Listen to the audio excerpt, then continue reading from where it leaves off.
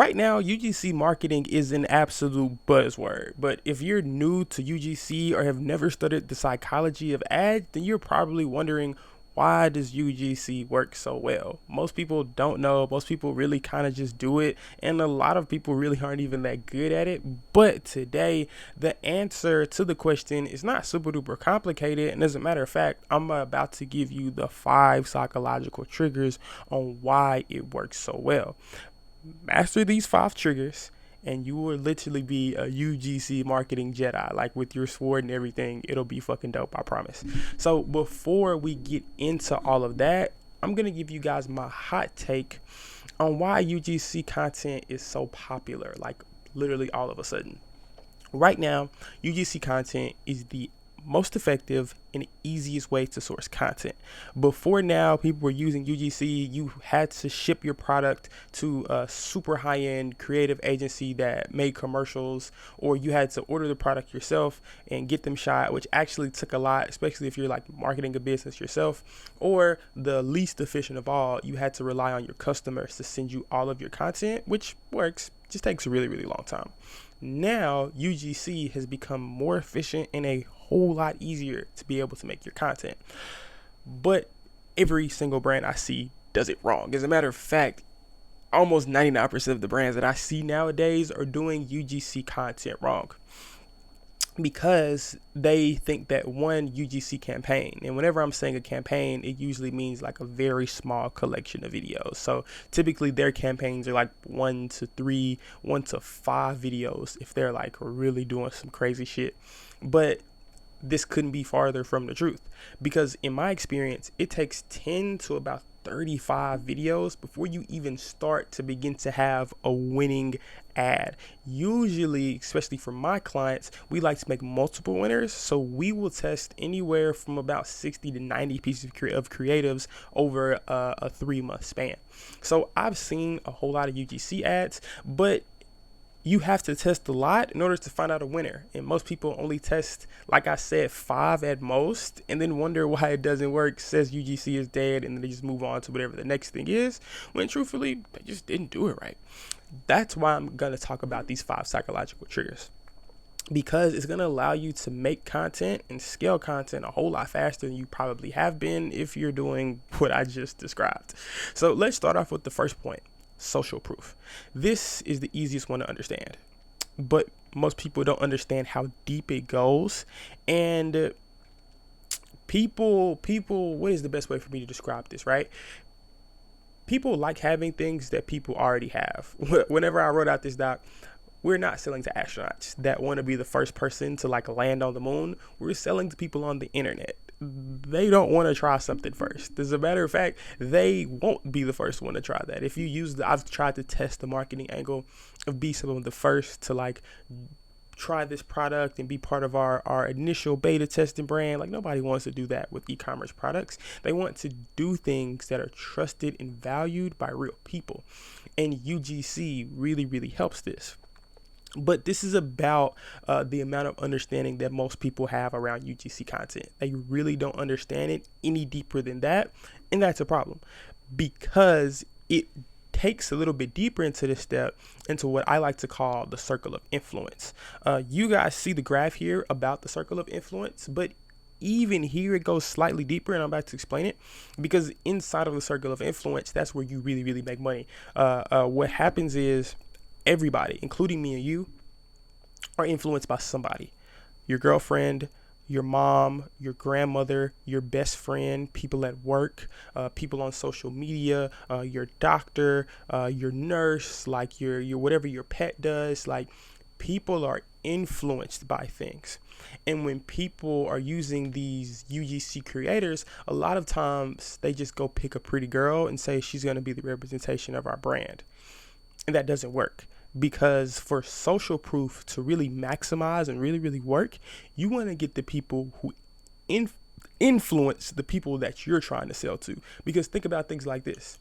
People only like people who they are like, who remind them of themselves, or someone who they want them to be.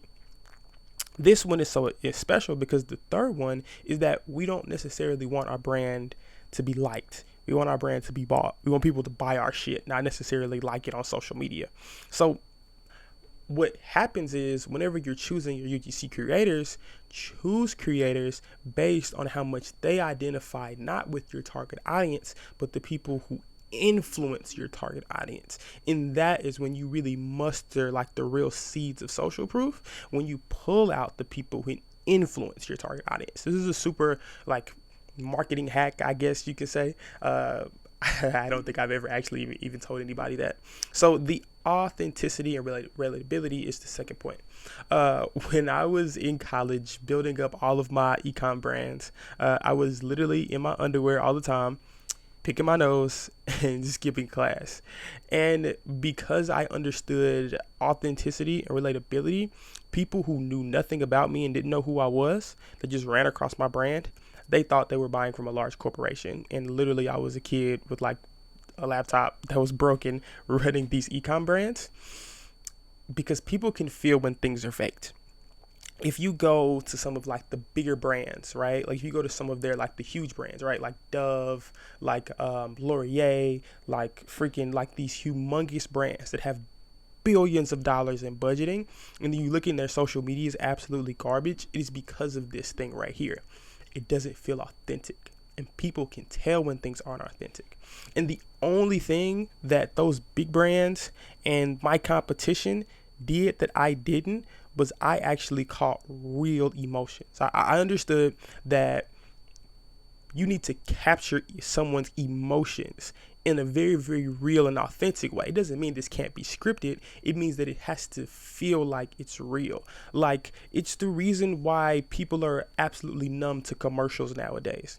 Commercials sometimes tell a really, really great and engaging story, but they feel faked. At the end of the day, you almost feel tricked by believing that the McDonald's sandwich on TV looks as good as it does on TV, and then when you go get it, it's like, oh, this is like a blob of horse shit. Like, I don't want this. And that is the exact same thing here.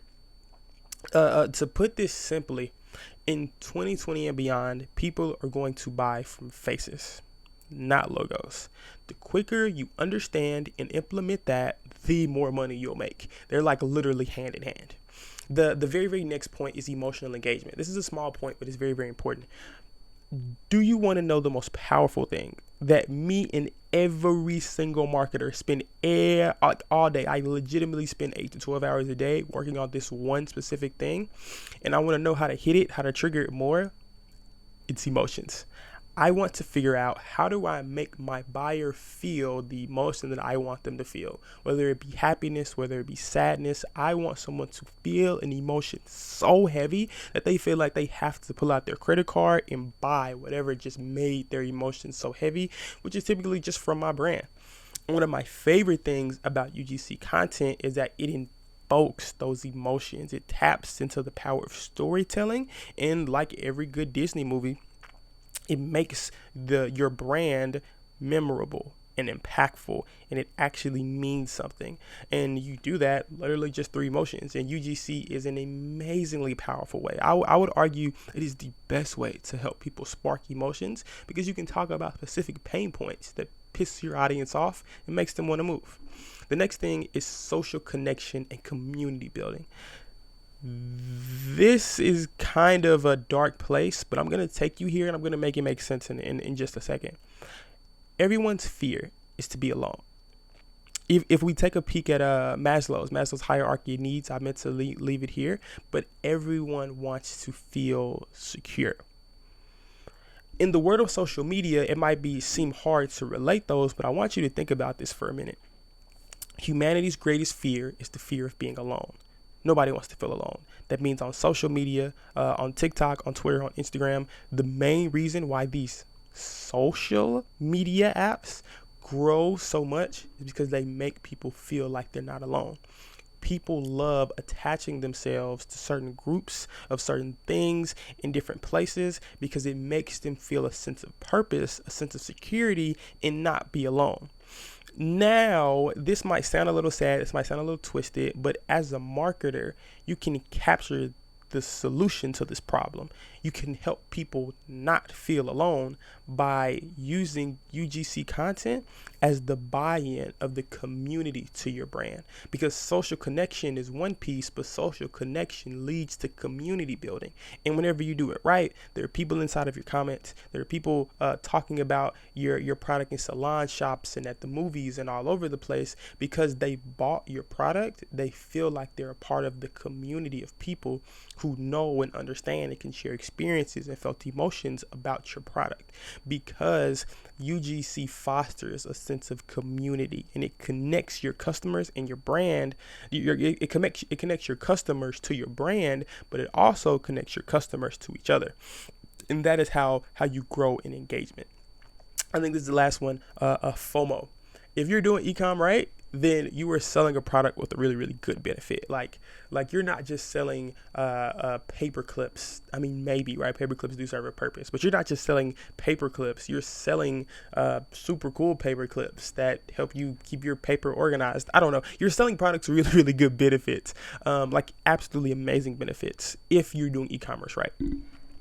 And if you want more results, you will make that benefit so unique. Like, you're gonna sell paper clips that can like make you a sandwich and like, you know, send your wife flowers whenever you forget her birthday. Like, you know, like amazing paper clips.